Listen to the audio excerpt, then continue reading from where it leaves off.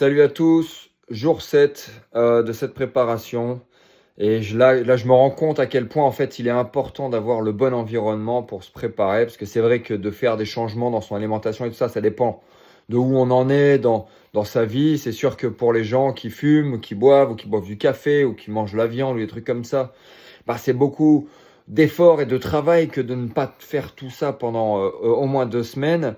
Mais après aussi, ce qui compte, c'est l'environnement. Est-ce qu'on est tranquille à la maison? Est-ce qu'on a accès à la nature? Est-ce que c'est bruyant? Est-ce que c'est calme? Bon, bref, aujourd'hui, c'est là-dessus que j'aimerais parler. C'est vrai que l'environnement, c'est très important. Et pour augmenter sa vibration un maximum, être dans un environnement où les énergies sont bonnes, où on a accès à la nature, où on peut se connecter, ça aide quand même beaucoup, quoi.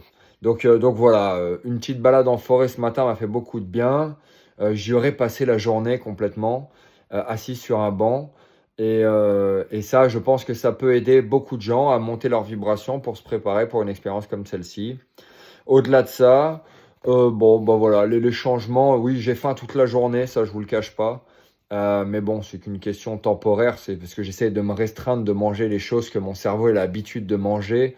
Alors, c'est sûr que le gros sandwich abusé, bon, bah, on essaie de le faire avec du pain un peu complet, avec des céréales et tout, c'est pas le même délire, et on va pas manger sandwich tous les jours. Et sinon, ouais, sinon, c'est vrai que à ce stade-là, j'ai envie de dire, il n'y a pas grand-chose qui a un goût vraiment ultime, surtout d'avoir restreint le sel, le poivre, les épices, bon bref, tout ce qui donne du goût. Bah en fait, bon bah le chou-fleur sans sel, sans poivre, sans épices, c'est du chou-fleur. Le riz, c'est pareil. J'en suis à la limite de plus avoir envie de manger pour éviter au contraire de manger des trucs qui me font pas rêver, quoi. Donc voilà, je vous remercie pour ceux qui me suivent et merci pour votre soutien, vos messages. Je vous souhaite une belle journée. Prenez soin de vous, puis on se parle très très vite. Merci à tous.